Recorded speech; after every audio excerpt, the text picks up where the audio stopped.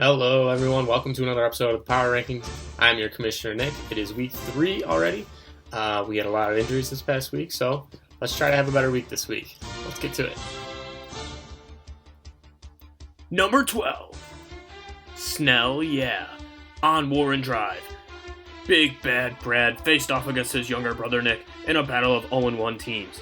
Early on, Saquon Brakely was carried off the field and is now done for the season.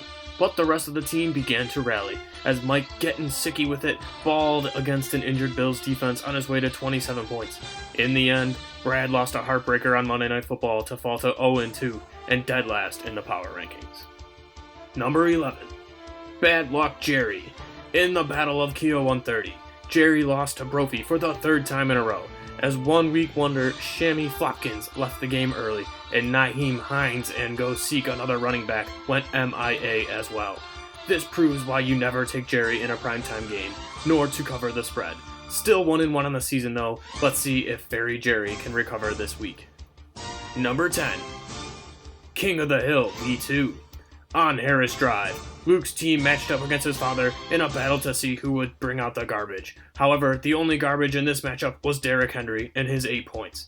The rest of the team played well, including Josh All-In for MVP, but it was not enough. Mr. 500 is now 2 games under 500 on the year. Number 9. Maybe next year. Lance's team picked up its first win of the season by defeating his son Luke. Darren the Walrus Waller was an absolute beast on Monday night with 12 catches and a touchdown. Everybody played well and overcame the goose egg in the lineup. It's a big no-no to start an injured player in this league, so we will be monitoring the situation from now on.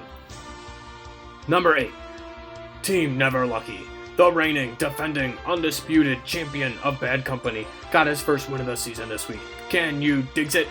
Also, the one time David Montgomery actually has a good game, he ends up getting hurt, and it's unlikely he'll be able to repeat the success. Nonetheless, a big win. Number 7. The Implication. In the Battle of Isidore Brothers, Brad looked like he was going to upset the favorite of the family after Sunday's action. The Implication's defense couldn't stop a paper bag from getting wet in the desert, and T.Y. overslept at the Hilton. But Alvin Kamara saved the day with 38 fantasy points Monday night to complete the comeback. Just don't talk to me about Christian McCaffrey though. Number 6. The Process. Ryan's squad lost his first game of the season against division rival Borat. Ryan owned the wrong Falcons receiver this week as Julio Jones was nowhere to be found. This game would have been an even bigger blowout if it weren't for Mostert's 80-yard touchdown run against the lowly Jets. That is why I will go out on a limb and call this team a fraud of a contender. Number 5. When Legends Rise. Frank's team looked to be in big trouble on Sunday, losing to division rival Dan, but he took a ride on the Russ bus and made things interesting. In the end, he came up a little short this week, but still looks to be a decent threat here. If only Ken Yawn Drake could wake up and produce some better games. Number 4. R.I.P. Harambe. In the battle of the Biggs' brothers, Oliver got punked around by his younger brother Beans. Will Emptier V and Devontae Sadums really dropped the ball this week as Harambe has fallen out of heaven and really come back to earth. What will this mean going forward for one of the great GMs in our sport? Number 3. Poppy's prized possession. Someone call an RA, folks. There was a fight between 2 roommates, and Brophy pounded Jerry on the way to victory. Indy Aaron Jones and the touchdowns of doom was all Poppy needed to move to 2-0 on the season. The rest of the team will need to pick it up though if this team wants to remain unbeaten. Number 2. Beans eating beans. At 780 Warren Drive, Beans did his best Cincinnati Zoo impression and took down his older brother Harambe in a slugfest. Comeback Dak led the way with 41 points. It was also to see more of DJ Moore and end the historic 16-game losing streak. Beans is back.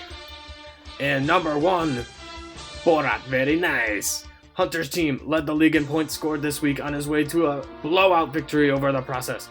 Calvin Ridley led the way with 2 more touchdowns and 100 yards to a near 30-point performance. There was no real weak spot in the lineup this week, as Borat remains king of the castle for another week in the power rankings. Now let's take a look at the commissioner predictions this week.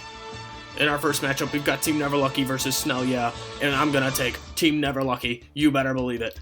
In our next game, we've got Poppy's prize possession in an even line right now against When Legends Rise. I'm going to take When Legends Rise to give Poppy his first loss of the year. In the next matchup, we've got The Implication versus Bad Luck Jerry, fresh off a loss in the primetime game. I'm going to take my very own Implication, Christian McCaffrey or not.